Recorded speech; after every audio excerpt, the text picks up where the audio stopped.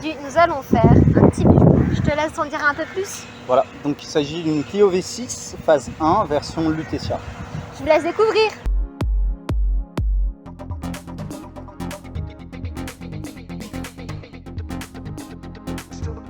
Je te laisse te présenter et nous présenter ton bijou. D'accord, alors moi c'est Elvis, voilà. Donc, j'ai 30 ans.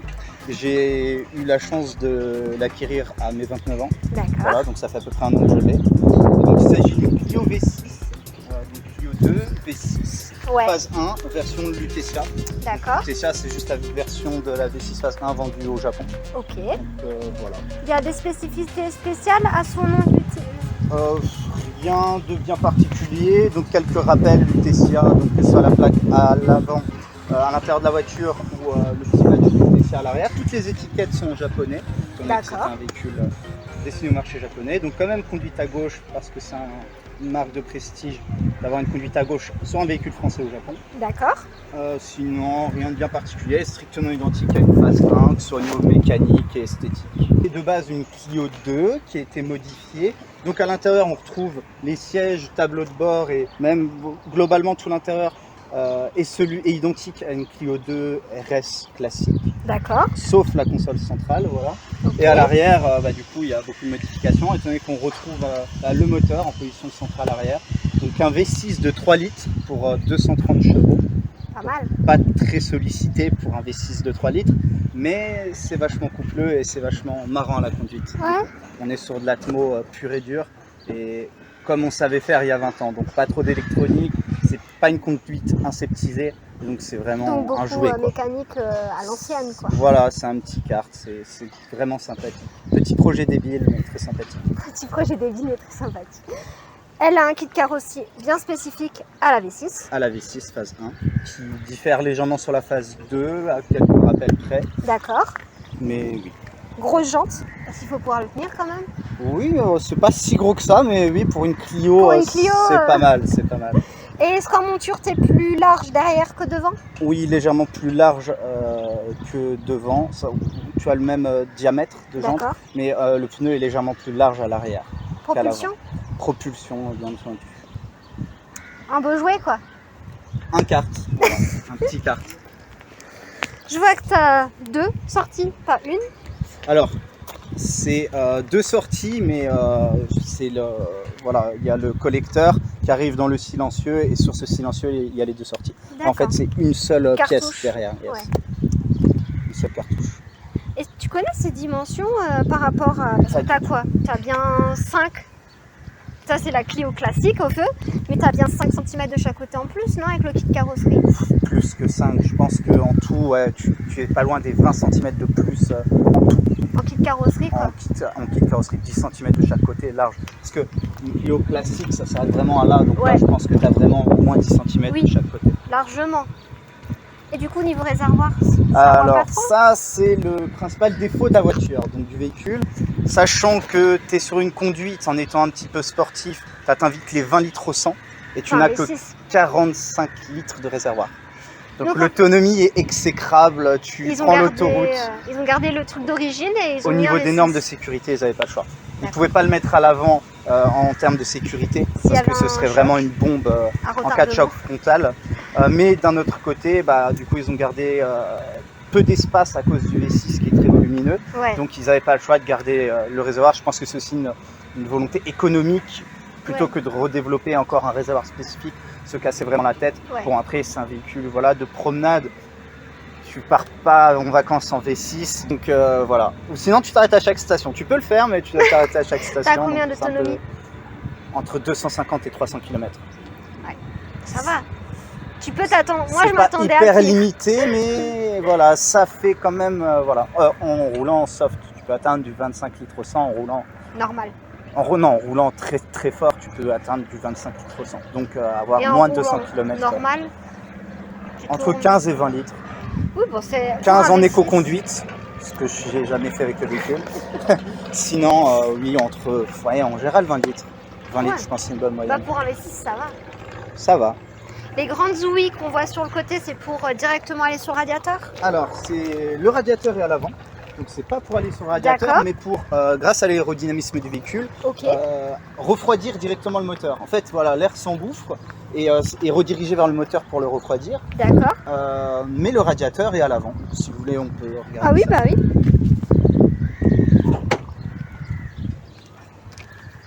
Donc du coup, quand tu as des petites courses, tu les mets devant. Voilà, tu as un petit coffre à bagages devant, comme on peut l'observer ici. D'accord. Alors, il y a aussi une partie qui est très agréable et que j'utilise énormément. C'est la partie située juste derrière les sièges. Tu peux mettre facilement 2 valises cabine derrière les sièges. Donc ça, c'est vraiment le rangement le plus utile, on va dire. D'accord. Après, à l'avant, hop, truc. Tu as 4 petites goupilles. D'accord. Tu enlèves ce petit cache. Ok. Tout est toujours trouvable, mais à quel prix? C'est ça la question. Voilà, donc là on voit que c'est artisanal, c'est le moins qu'on puisse dire. Tu vois les renforts qui ont été soudés. Pour changer la batterie, t'es max, t'es pas trop stressé. Non, ça va. C'est pratique. T'as de la place. Il y a des petits plaisantins qui ont dit sur un rassemblement que c'était l'ancêtre de la voiture électrique, parce qu'à la place du moteur, t'as la batterie. C'était une petite blague fort sympathique. Mais voilà, c'est assez artisanal hein, quand tu vois, tu vois le mastic, toutes ces finitions là, c'est d'origine, hein, c'est sorti comme ça. D'accord. Donc c'est vraiment très très artisanal. Des petites, comme tu disais, en japonais. Oui, en japonais, ouais. C'est dingue. Oui, tu as de la place en fait pour travailler ici. Par contre, derrière, c'est pas dit que tu as autant de place. T'en as pas autant. Après, pour tout ce qui est grosses interventions sur le moteur, du site de distribution, tu es obligé de déposer le moteur par le bas. C'est la caisse qui monte et le... Voilà. Comme sur certains modèles de Ferrari, par exemple. Donc t'enlèves ton petit cache. Oh. En train de la mettre. Moi j'ai l'habitude. Je le fais régulièrement. Les gens aiment bien voir le moteur. Bah, c'est le cœur de la bête. Hein. En fait, tout est goupillé en fait. Moi, c'est vraiment issu de la compétition, quoi. C'est vraiment pensé pour être démonté, remonté très rapidement. Oui, c'est joli. Ah, donc nous avons ce fameux V6 de 3 litres qui, comme tu peux le constater, prend pas mal de place. Ah oui. J'ai été très agréablement surpris par l'isolation thermique et acoustique du moteur. Oui, parce que quand tu es à l'intérieur, c'est pas... T'as pas chaud? Parce qu'il est juste derrière toi en fait, le moteur. Ouais, il est juste derrière toi, mais t'as vraiment pas chaud. Et au niveau du bruit, c'est relativement silencieux. Tu l'entends tourner forcément, mais c'est très bien isolé. D'accord. Avec la mousse et les joints, c'est assez bien pensé en fait. Moquette bleue. Ah non, c'est... Tu vois, encore une fois, toutes les étiquettes en japonais. Ouais. Tu dois faire par exemple les bougies. Je fais rien moi-même. Je fais tout faire par des professionnels, évidemment, avec des Renault Sport. D'accord. Même les freins, je les fais pas. Je préfère l'emmener au garage. Je préfère le confier à des gens de confiance qui savent travailler que de bricoler moi-même pour gratter 100 € et que je fasse une bêtise qui me coûte beaucoup plus cher que 100 €. Oui. Alors, après, c'est compréhensible. Je pense que quand tu achètes une Clio, j'ai une Clio 2 aussi 1,5 litre DCI.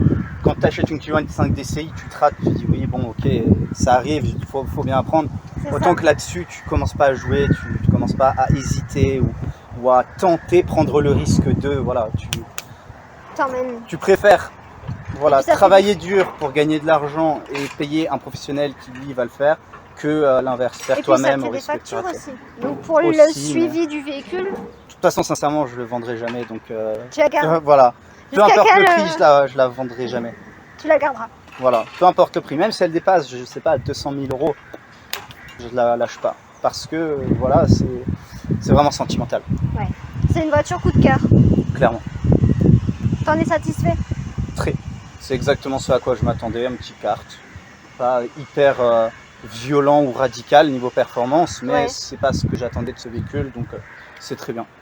Elle est plutôt joueuse dans l'école ou c'est plus... Ça va. Je pense que si tu montes vraiment rupteur, que tu veux une conduite hyper sportive type circuit, probablement. Ouais. Parce qu'il n'y a pas l'électronique que l'on rencontre maintenant. Autant que pour te balader, taper les coups d'accélérateur, même sur route humide où la neige, elle n'est jamais partie. Jamais. Même en tapant dedans correctement. Donc après, encore une fois, je ne suis pas un pilote. Oui. Je ne vais pas commencer à chercher le mal. Parce qu'a priori, je vais le trouver rapidement. voilà, c'est comme toujours. Le problème de ce genre de véhicules qui ont une très mauvaise réputation, c'est pas le véhicule en tant que tel, c'était la population de l'époque qui l'utilisait. Oui. Aujourd'hui, une Audi RS3, il y en a énormément qui se crachent. C'est pas le véhicule qui est mauvais, mais c'est une population qui l'utilise, qui n'ont aucune compétence de pilotage et qui font les malins. Et a priori, voilà, c'est logique qu'ils fassent de sortie de route. L'espace qu'il y a tout autour, c'est aberrant. C'est vraiment spécifiquement pour que tu puisses rajouter un filtre air sport, etc. etc. Ouais, il y a beaucoup d'espace, ouais. Donc c'est pas pour rien, c'est pas anodin de laisser de l'espace dans un berceau moteur. Voilà, c'est vraiment pour de la modif. Sachant que c'est une voiture qui a vu le jour dans une période où la fédération sportive exigeait de partir sur un véhicule, donc V6 Cup. Ouais. Elle exigeait de partir sur un véhicule initialement de série. Donc c'est pour ça qu'ils ont fait 1513 exemplaires, simplement pour justifier l'entrée en compétition de ce véhicule, en le vendant comme un véhicule de série. Donc de celle-ci, il y en a combien? Alors il y en a eu 1513 exemplaires en phase 1, numéroté de 1 à 1513, et il y a eu 354 exemplaires de Lutetia. Donc ta voiture, dans le monde ou juste... Dans le monde. Donc de ta voiture, il y a plus de 300... Il y a eu 354 exemplaires de produits il y a 20 ans maintenant. Donc, ouais, c'est très exclusif. C'est ça. En tout cas, c'est cool d'avoir accepté. Parce que des voitures comme ça, pour les trouver, et des propriétaires qui acceptent. Il y en a, mais après, malheureusement pour ce modèle, c'est beaucoup dans des collections privées, des véhicules qui rouleront jamais ou qui pourrissent dans les vitrines d'une concession et qui ne sont plus en état de rouler. Si aujourd'hui il est démarré, lors de mes recherches de celui-ci, j'en ai trouvé qui n'avait pas démarré depuis plus de 15 ans. Ah oui. Donc ça en dit long sur l'état. Après, tu as un moteur en route à faire. Plus que ça, quoi. Il y a vraiment toutes les tueries, il y a tout à changer. C'est compliqué. C'est vraiment des voitures, même si d'apparence elles sont en bon état, dès que tu vas les rouler et les solliciter, il y a les durites qui sont sèches, les joints qui pètent, voilà, c'est compliqué. Il n'y a même pas que l'aspect moteur, même un roulement qui ne tourne pas depuis 15 ans, ça craint quand même, quoi. Oui, c'est clair. Et si quelqu'un qui nous regarde souhaiterait crack comme toi sur une V6, ça vaut combien maintenant? À l'heure actuelle, avec l'inflation des prix et tout ça? Je dirais de manière objective, selon l'état, c'est les d'origine, l'entretien évidemment, le kilométrage joue toujours. Entre 40 000 et ça peut s'envoler jusqu'à 85-90 000 pour des exemplaires phase 2, très peu kilométrés, dans un état mécanique et esthétique irréprochable. D'accord. Et si c'est pas indiscret, tu l'as acquis à combien? Je l'ai acheté à environ 50 000 euros. Ce qui est dans la norme de prix que tu viens de nous dire en fait. Ce qui est un bon prix dans le sens où c'est une Lutetia, ça je l'ignore au moment de l'achat, mais c'est une voiture qui a appartenu à un PDG du groupe Renault. Et elle était hyper entretenue, bichonnée. Juste avant de l'acheter, moins de 300 km avant que moi je l'acquière, il y a eu 5 000 euros de pièces qui ont été échangées sur le véhicule. Donc il a tout déposé, tout refait, c'était vraiment son petit bébé. C'était son bébé, c'était son bébé, et quand tu es PDG de la marque, forcément, tu n'es pas stressé financièrement. Mais donc voilà, 5 000 euros de pièces, sachant qu'il n'y avait pas la main d'œuvre dans ces 5 000 euros, c'est vraiment, voilà... Donc en fait, tu es parti serein, quoi. Très serein, très serein. Après, c'est comme tu disais, c'est ton bébé, c'est ta voiture, pas de tous les jours, parce qu'on ne peut pas tous les jours en V6. Enfin, on peut, mais voilà. Oui, on peut toujours, non mais on peut toujours, mais après, voilà, c'est pas des voitures faites pour. Non, donc, elles n'aimeraient pas. Je pense qu'à la longue, tu plies facilement, rapidement, beaucoup de choses qui ne sont pas conçues pour rouler tous les jours. Non, de la même manière qu'utiliser une voiture comme une, je vais prendre un extrême, mais tu prends une Ferrari et tu fais tous les jours de la ville avec, tu vas aussi l'éclater la voiture, oui, ça, parce qu'elle n'est pas faite pour ça. Donc voilà, tu peux l'utiliser en daily si tu es vraiment très riche, mais est-ce que la voiture sera fiable? Non, parce qu'elle n'est pas conçue pour ça. Donc du coup, c'est ta voiture du week-end? C'est ma voiture plaisir, ma voiture quand tu es en vacances, les choses comme ça. Quand je veux la rouler. Des fois, je travaille le matin à l'aéroport au Luxembourg et dans la journée, l'après-midi, je vais jusqu'à Nancy, je sors la voiture et le soir, je rentre chez moi et voilà. C'est vraiment spontané, c'est spontané, c'est spontané. C'est rarement anticipé, c'est souvent spontané. C'est un bon délire. Totalement. Il y a un énorme bas de caisse, on a vraiment une grosse épaisseur. Bon, après, c'est assez solide. Je dirais pas qu'un adulte pourrait s'appuyer dessus sans dégâts, mais les enfants font régulièrement, c'est pas un stress. D'accord. Sinon, bon, comme je l'ai dit, hein, une Clio RS classique en intérieur. Donc nous avons les fameux sièges Renault Sport qui sont sport. Alors chose très appréciable pour moi car j'ai des problèmes de dos, c'est hyper confort. Pour une voiture sportive, c'est hyper confort. C'est hyper confortable. Un petit peu raide forcément, c'est sportif, mais voilà, une Clio RS, tu montes dedans, les sièges c'est du bois, tu ressors en kit quoi. Alors que là, tu peux vraiment rouler longtemps et pas être avoir mal au dos, voilà, pas être sentir le youpa indisposé quoi, voilà, tout simplement. Sinon après cuir Alcantara, c'est ça? Ouais, cuir et Alcantara, ouais. Après des choses basiques. Vraiment c'est du très basique à l'intérieur, c'est très basique. Pourtant c'est pas fait pour être luxueux, c'est fait pour être un peu sport, tout simplement. Et la console centrale qui est quand même assez kiffante de voir le pommeau avec les petites vis, tout ça, c'est quand même sympathique. Ouais, c'est super classe. Ouais. Puis moi, ce qui m'a impressionné quand on a ouvert la porte tout à l'heure, c'est vraiment l'espace que ça c'est une belle enjambée, ouais. C'est pas mal du tout. Là, ce que j'adore moi sur cette voiture, bon, évidemment les lignes générales, le cul, même l'avant, c'est vachement agressif, tu vois ça dans le rétroviseur. C'est vraiment ça doit être une pas bête. mal quand tu regardes ton rétroviseur et après, oui, le côté des aérations, c'est vraiment sympa. C'est ce qui définit presque la ligne de la caisse. Ça sert pour le moteur. C'est pas du Jackie Tuning, c'est vraiment quelque chose d'utile. Pour le coup, c'est top quoi. Ah non, franchement. Elle est ramassée ou elle est d'origine? Elle est 100% d'origine. Même les amortisseurs sont 100% d'origine. Quand j'ai acheté, c'était des amortisseurs connus, sport, qu'il avait rajouté, qu'il avait modifié, parce que je pense que le premier propriétaire faisait de la piste avec. Mais j'ai réussi à retrouver des amortisseurs d'origine et je les ai fait remonter d'origine pour qu'elles soient absolument strictement d'origine. Il n'a pas dû être masse à faire de trouver d'origine? J'ai eu beaucoup de chance. J'ai trouvé à même pas 30 minutes de route de chez moi un ancien propriétaire de V6 qui a revendu le véhicule sans le stock de pièces que l'acquéreur n'a pas souhaité acheter en même temps. D'accord. Pour mon plus grand plaisir, pour avoir réussi à trouver ces amortisseurs d'origine. Ouais, c'est chouette. Tu nous la mets en route? Bien sûr.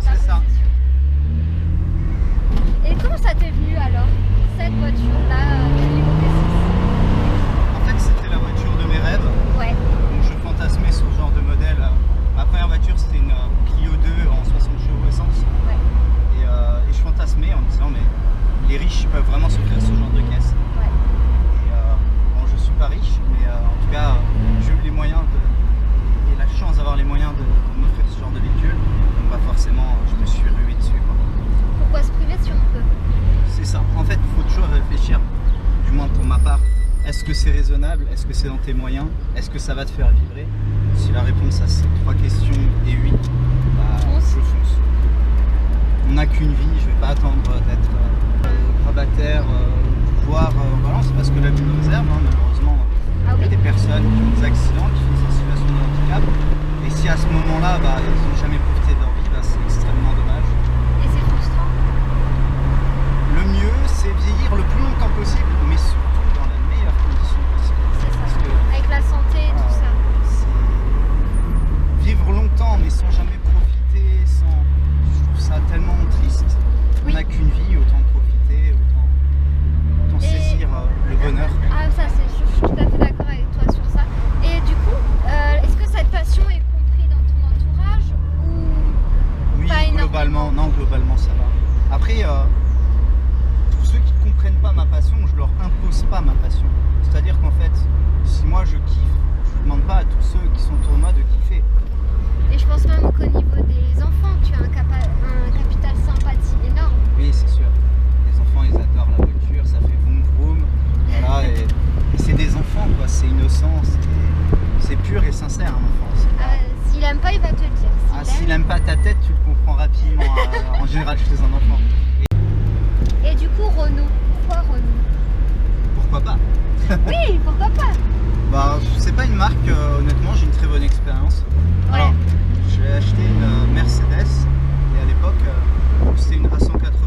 D'accord. Et tout le monde, ouais, moteur Renault, bah, en fait, c'est simple. Il y a tout qui a lâché dessus sauf le moteur. Ouais. Donc, voilà.